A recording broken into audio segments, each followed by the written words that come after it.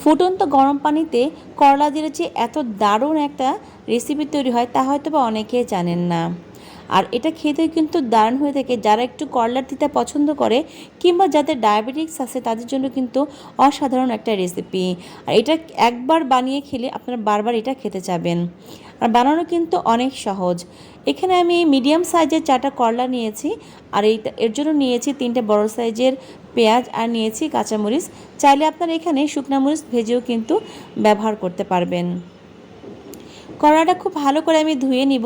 এবার আমি চুলায় একটি ফ্রাই প্যান বসিয়ে এখানে গরম পানি করে দিয়েছি। এবার এই গরম পানির মধ্যে আমি করলাগুলোকে ছেড়ে দিব।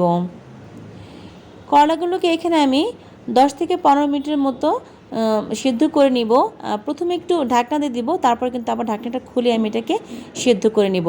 কারণ এক নাগাড়ে ঢাকনা দিয়ে রাখলে করলার যে সবুজ কালারটা, কিছুক্ষণ ঢাকনা দিয়ে রান্না করার পরে আমি আবার এটাকে ঢাকনা খুলে রান্না করব।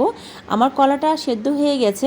এবার আমি চুলাটা বন্ধ করে একটা স্ট্যান্ডের মধ্যে কলাগুলোকে নিয়ে নিব, যাতে কলার ভিতর থেকে যে পানি থাকবে সেটা একা একাই ঝরে যাবে এবং হালকা কুসুম অবস্থাতে এটাকে আমি ম্যাশ করে নিব।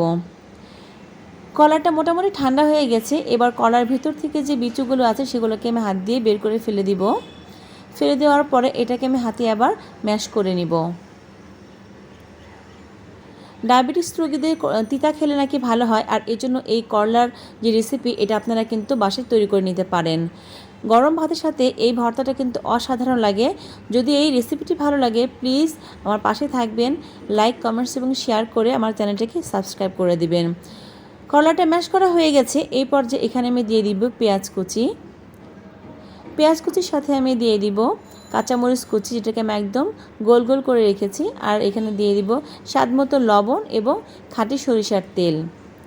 এবার খুব ভালো করে এটাকে মেখে নিব। আলতো হাতে ভর্তাটাকে মেখে তারপর পরিবেশন করব। দেখতেই পাচ্ছেন খুব সহজে হয়ে গেল দারুণ টেস্টি একটা রেসিপি। যদি ভালো লাগে অবশ্যই